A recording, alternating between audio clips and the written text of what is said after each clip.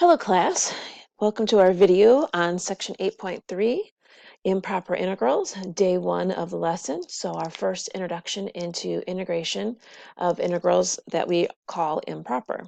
So hopefully we end the lesson, you'll understand why they're called that.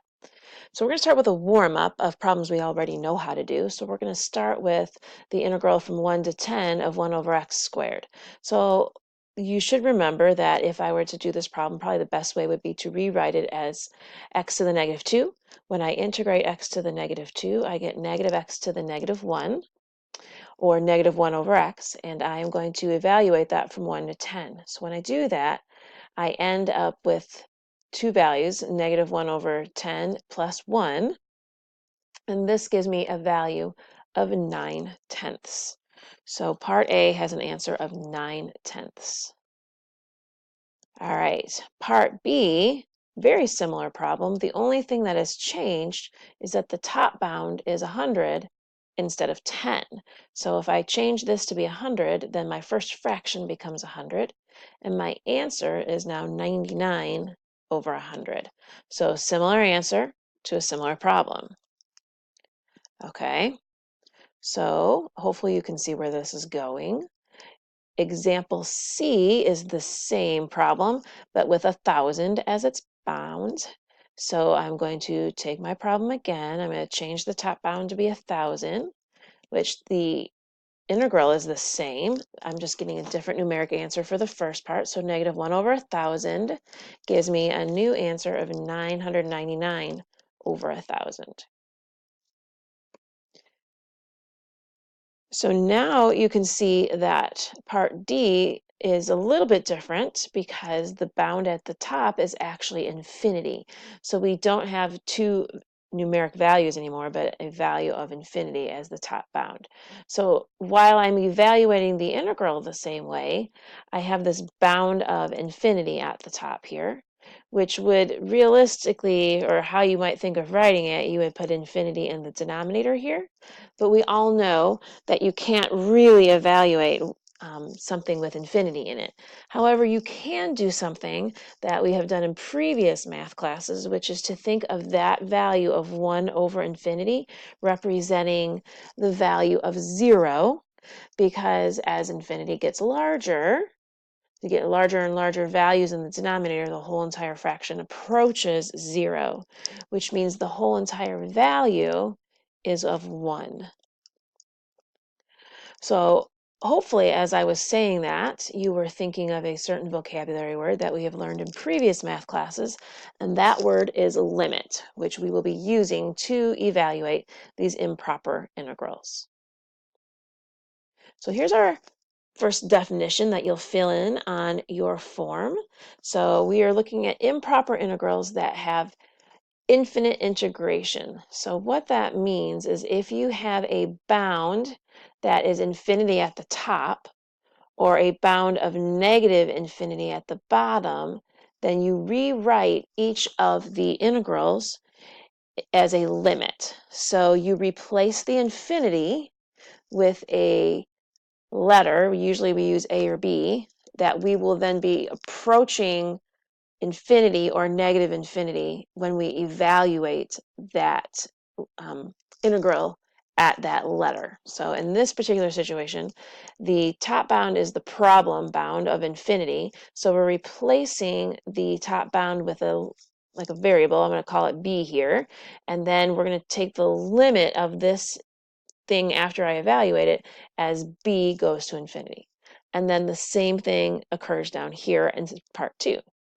Part 3, just a little bit different. You have to break it into 2 pieces because you have 2 separate problems or 2 separate issues in the problem. So the bottom bound is negative infinity, the top bound is positive infinity. So you need to break it into 2 things. The letter that you are filling in here is actually going to be a number. If I can, I try and use 0 in this spot. So pick a spot in the middle, wherever it works for you. 0 works great. And then you're going to rewrite the whole entire problem where you're approaching negative infinity. So this bottom bound is being replaced with the letter A, and this top bound is being replaced with the letter B, and the C's are actually going to be an actual number. So let's see how this works here. So, well, let's just read this real quick. So it says if the limit is finite, the improper integral converges, and the limit is the value of the improper integral. So it's a vocabulary word, converges. If the limit does not exist, then we say that the improper integral diverges. So your homework is going to ask you to say, does it converge or diverge? If it converges, find the value of, or what the integral converges to, is what we'll say sometimes. Okay, so here's our first two examples. They should be on your paper. So the first one has this upper bound that is problematic. It's the infinity upper bound. So we need to rewrite it with a value in place of infinity. So here's what it looks like. So I've replaced the top infinity with the letter A, and then put the limit as A goes to infinity out front. So all of this sometimes seems a little bit like not necessary, but it's definitely something that AP would expect you to be able to show. So make sure that you are writing this down so you can start to make sense of it. Okay, so from here now we can integrate this like a normal problem. So you might not recognize this for what it is. This is actually an inverse tangent problem, and I'm not going to go through the whole procedure with you. I think maybe that would be something good for you to do on your own. But in class tomorrow, you will have access to how to actually do that. So we can look at that tomorrow in class. So now you're evaluating this as from 1 to A are the bounds. So you're substituting top bound of A in and bottom bound of 1 in, and you're approaching infinity for the A portion of the problem. So the, couple things you need to understand, and you might want to graph inverse tangent as you're doing this so you can see it. So inverse tangent of radical 1, or inverse tangent of 1. So where does tangent have a value of 1? Well, that's at pi over 4. And this is what's happening as you approach infinity. Well, there's actually an asymptote on your inverse tangent function that as you go off towards positive infinity, it actually approaches pi over 2.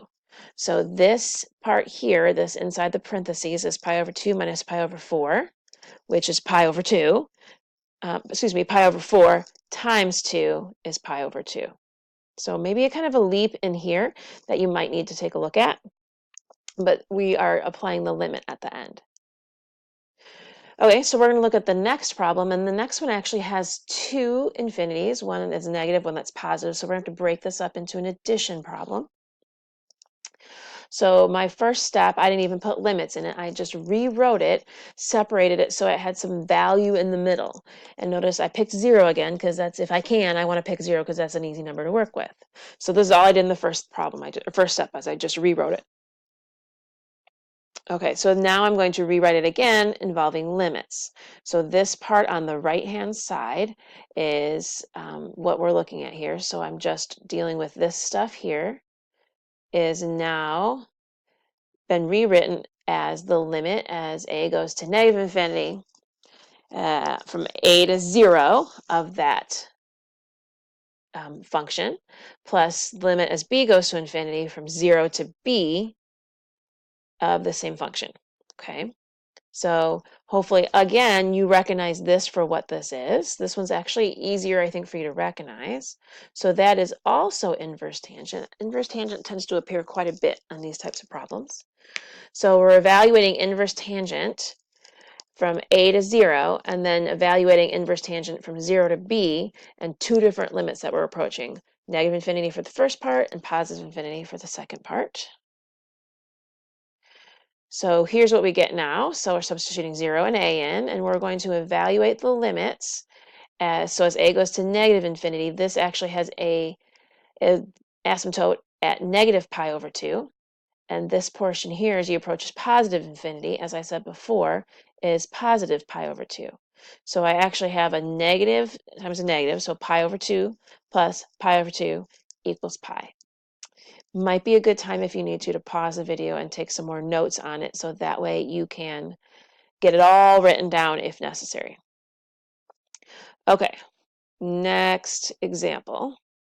or next definition, actually. So this is if you have something happening in the middle of the two bounds, like a vertical asymptote. So if you have something that doesn't work in the denominator, so an undefined value in the denominator, then you have to rewrite the problem, again substituting a value in that you're approaching. Okay, sometimes the way this is written looks a little funky, so hopefully as I do the first example, what's written here will make sense. Okay, so I have maybe too much on the screen here for you, but this is the next example. I've uncovered the whole thing for you, so that way you can at least look at it as I'm talking, because I don't want to run out of time on my 15-minute video. So this one has a vertical asymptote at x equals 1. So I have to break that into two pieces, from 0 to 1 and from 1 to 2, because 1 is where the problem is at. So that's what's happening here in this first step here. Then I write it with its limits, and I'm going to write the limits as I approach it from the left and from the right. Again, I need to look at what's happening in the problem. So I've rewritten it in this for A to approach it from the left and for B to approach it from the right. The antiderivative of this then is negative natural log of the absolute value of 1 minus x. If you don't remember that, you might want to stop and think about it. And then we're going to substitute our bounds in and evaluate. Well, these two pieces here that I have in red, natural log of 1, and this is also the natural log of 1 when I'm done, are both 0. So those are not a problem. But this part here is actually a problem, and that's what this graph is over here. It's the graph of the natural log of 1 minus x. As you approach in 1 from the left or 1 from the right, you actually are going to negative infinity. So that limit doesn't exist. So since that limit doesn't exist, we say that the integral does not converge, and therefore it is a divergent integral. Okay, so we don't have an answer for this problem. Happens probably more than you'd think. All right, next example I've also uncovered for you so you can look at it all. I'm actually not going to do too much of this example with you. I want to get to the next one. So again, you might want to pause the video and look at my work, but this one does converge, and it converges to 3 plus 3 times the cubed root of 2, where the problem value is again at x equals 1, so it's been broken into two pieces. Again, pause if you need to, but I'm going to change slides. Okay, last one. Oops, sorry about that. The last problem we're going to look at is this same original problem that we started off with, but now it has two problems. It has a vertical asymptote at x equals 0, and it has a bound of infinity at the top. So we have to break this into two parts. So you're going to do the limit as you approach 0 from the right, and then you're going to do the limit as you approach infinity at the top. So that's what you have here in this first step. I've just rewritten it to look like that. Well, now I also decided to do what I'm calling fancy substitution, because this problem is kind of difficult to do, which, remember how I told you before I was going to show you how to do it tomorrow? I forgot when I said that I had it on this slide. So even better, you can look at it now and you can go back to apply it to that original problem. So this, what I did is I let the square root of x equal u. So this is now going to be u, and then I squared x, and or squared the square root of x, and when I kind of left it here, but then decided to make it look like something that I also have in the problem. So I added 1 to both sides. So u squared plus 1 is this piece, and then took the derivative from here so I don't have weird square roots with negatives and whatnot going on. So I can now rewrite each of the integrals as 2u du over u times u squared plus 1. And then what's really nice with this is the u's will cancel here and here. So now you just have 2 du over u squared plus 1. Well, u squared plus 1 is, its integral is inverse tangent, and then I have the 2 out front. And you'll notice I also changed my bounds to be in terms of u, but it turns out they're the same bounds, so it doesn't even matter for this particular problem. Okay, so now I'm doing some substitution. So I'm substituting 1 in for u, a in for u, b in for u, 1 in for u again, okay? And so inverse tangent of 1, we already know is pi over 4. Inverse tangent of 0 is what we're looking at, is actually 0. Inverse tangent as you approach infinity, pi over 2. Inverse tangent of 1, pi over 4. Combine all the terms, and voila, you end up with pi.